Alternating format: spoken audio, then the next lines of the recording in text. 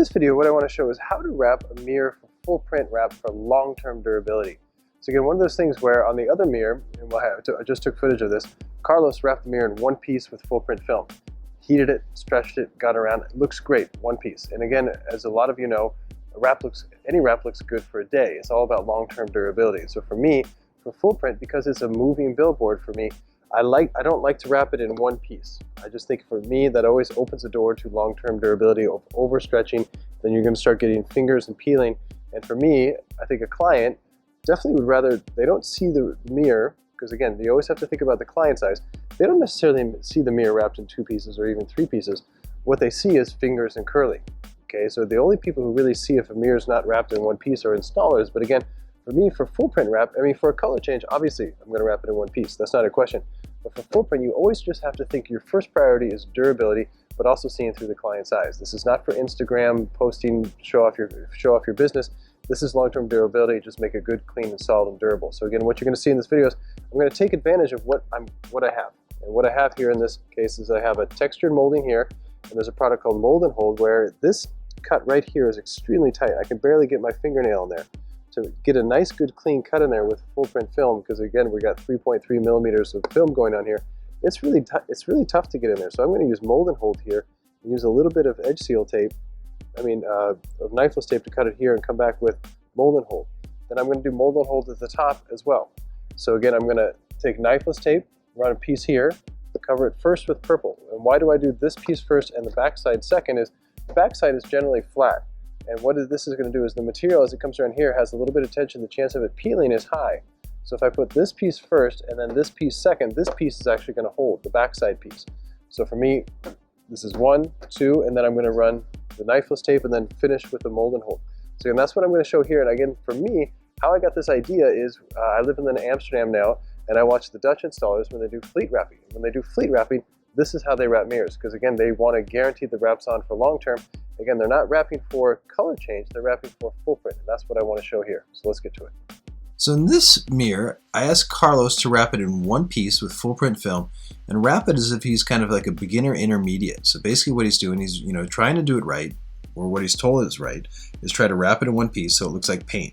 But while he's wrapping around, notice how it kind of whitened at the top, so he got the front part kind of purpley. It all looks glassy, but it used tons of heat, so it looks good for now, but it's going to look terrible in a day or even a week when it starts to shrink back on the mirror. But again, front part is purple, but as he gets to the edge, it starts to whiten. He's cutting everything to the edge. So again, it looks like paint in the sense that it is 100% purple. So again, that in one way is good because, obviously you want anything to look like paint, but even at the bottom section there, started to whiten again. That's very common with full print film, is as soon as you start to heat, especially on these areas, it whitens. And even there at the base there, it's whitened as well. So again, by pulling at the critical areas, and that just tells you where the hot areas are, is where it whitens. So right there, it whitened at the top, right there, it whitens in the corner there. So again, at all the critical areas, it whitened, and that tells you A, it looks terrible, and B, that tells you that that's where it's going to fail for sure. It got overstretched. So again, it is 100% one piece, but is this going to stay for the long term? No. Does it look good? No. So for me, is this a great way to do mirrors, especially if you're intermediate or beginner? Absolutely not. So what I want to show is, on this side, how to do it for long-term durability. And even if you're an experienced installer, I think this is a very good, straightforward way to do it because, again, even if you wrap it at the edge and you get it with good quality and then, it's purple, there's always that chance of it failing. I don't like anything having a chance of failing when it hits the road. I like everything to be 100% guaranteed. So what I'm doing is I'm setting up this particular mirror with knifeless tape. And again, it's full print film. I can use standard finish line here.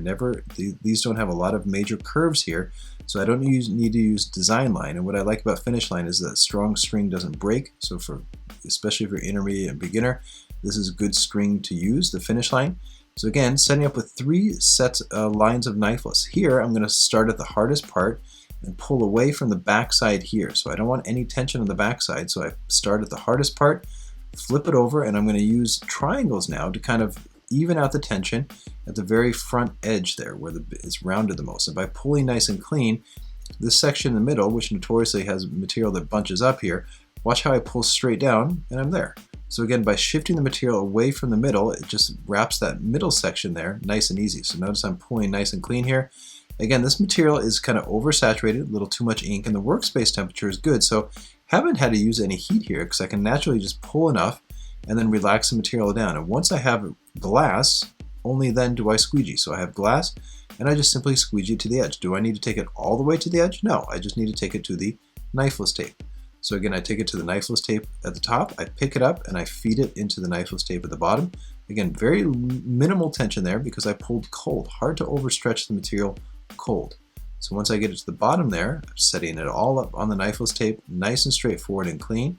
Run my finger, set it up, double check it, and then again, before I cut the knifeless tape, I want to make sure that everything is on 100%. So I pull evenly towards the top, make sure it's at the top ridge there. Again, focusing on the hardest parts first. Pull the material down and away from the top there. Again, that's the most critical section there. So I hit the critical section first, and then I hit the second most critical section, which is there in the middle. But notice by pulling cold without any heat, it's 100% purple. So my color is 100% uniform. Did I stretch it? Yes. But did I overstretch it? Absolutely not. So again, I have the quality of the print. But is there some tension on the edge? Yes, which is why I'm going to cut it away with the knifeless tape. So I'm backing all the edges up a little bit. So I run my finger, seal the deal, and again, this is a back section. I got the material cut away. And again, I'm obviously pulling the knifeless tape in sequential order of how I put it on so I don't cut the strings. Cut the top, pull the filament out, nice and clean, and then I do the same thing at the bottom. Fold, hold the fold, and pull. Very clean, pull clean and straight, pull the material away, all the filament comes out, and again, never leave the filament because the filament is not good to leave under the film. Once I pull the filament out, then I always do the corners first. A little bit of heat now just to kind of seal the edge. So again, it doesn't make the material pull up on itself or retract or get small. I just want to make sure I relax it to the edge there. So again, do the angle first, come back, give it a little kiss of heat just to relax it before I squeegee. Very important just to let the material kind of settle on the edge there. So even though I got there with some tension, you just want to relax it at the final edge there before you seal the deal. So again, notice I have a gap at the bottom, top, and on the back side. So again, the only little part that I have to cut with my knife now is the gap between the molding there. And here I'm not going to open the mirror and wrap deeper behind there. It goes about another 1/4 inch under there. This is a full print wrap. As long as I cut on the side of the molding, have this super symmetrical, that's as far as you need to go. So now, before I put the other backside piece in this case it's going to be green because I like that two-tone technique, is here I'm going to run knifeless tape again, and just running the edge of the knifeless tape so it's super symmetrical. I have about 1/8 of an inch overlap. And here I'm just coming in with the scrap, but what I really want to emphasize here is relief cuts. Okay, I'm not going to grab my heat gun and just start willy-nilly pulling the film and jamming it in. I'm doing the flat part first. Once I get it to the flat part, fully covered, I make my first relief cut. And now it's just about a series of relief cuts and kind of managing the film onto the flat area. So I did the big section in the middle, on the back side here towards the molding there. And I pull with glass and I'm pulling cold. By pulling cold, the green stays green and doesn't whiten. Very important to emphasize there. So make another relief cut there once I'm close. Make sure that the knifeless tape doesn't get behind the film. And again, just pulling with glass, nice and even, using the triangle technique there. Forming it on with my finger and the squeegee when I need to. Again, just kind of setting up to this bottom portion here. Making another relief cut so it just relaxes into the base, nice and clean. And again, very good clean break here to cut on here. So I set it up with my fingernail or squeegee here. So again, fingernails sometimes are a great squeegee for these tight little moldings here. Once I get that set up, again, my knife is fresh, nice and clean from the other side. So I'm going to cut on the side of the molding. So I'm getting a slight bit of overlap of film that's going to go on the inside portion there, so it's green. Once I make the cut there, very careful not to keep on cutting there because I don't want to cut the molding. So once I've set up there, I set up the next edge. So again here, no need to tuck it in there because I'm going to come back with molding hole there. So I'm just going to cut on the side of the molding and tuck it in. So again, it might come up a little short, but the molding hole will fill that in later. You'll see that in a second. So again, making another relief cut there and just pulling away this excess film. Once I cut it away, you want to come back in with a micro squeegee here because it's such a tight little edge there. Normal squeegee won't get it fully sealed, micro squeegee will. So again, make sure you have the right tools on hand, especially when you get to mirrors because they have nice tight edges. So again, the micro squeegee pays off a lot. Once I cut that away, nice and clean, watch, I just pull with glass and again, pulling cold. No need to break out the heat here. So I'm just getting it to the edge of the knifeless tape there on this back section. Once I get it to there, it's bridging a little bit, so I make another relief cut. Okay, the relief cut is the heat gun. The relief cut is what's relaxing the film. Heat gun usually relaxes it, but the heat gun can overstretch it and make the film whiten. Relief cuts don't do this. So once I get the material there, I get it just formed in. Again, fingers are great squeegees for this little tricky area. And most of the time, they're usually, this back section is flatter than this. This is a particularly curvy one. But regardless, again, I can nail it with relief cuts. I'm just getting it to the knifeless tape there, forming it nice and clean. And again, I'm trying to do this in real time just so you can see that this doesn't take that much time to do. Plus, for me as an installer, I think it looks good because I got green and purple there. A lot of vehicles have rubber molding on this back section anyway, so this looks like a normal car. But for me, what I'm loving about it, first and foremost, is I know for sure that this is good quality. The green is green, the purple is purple, there's no whitening.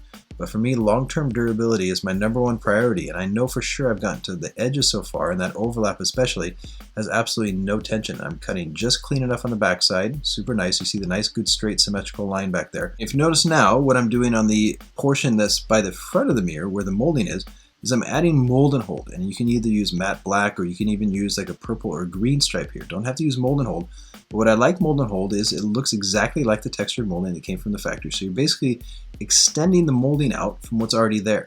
And what I like about it is it's holding the material on. So notice I cut the material away. I'm not wrapping the mold and hold on the molding. The mold and hold goes directly on the paint, but because you pulled it away with a knifeless tape, it's holding the film on the car. So again, for me, this is extra, extra durable. There's no way that the mold and hold is coming up in 3 years. There's no way that the purple or green is going to peel up.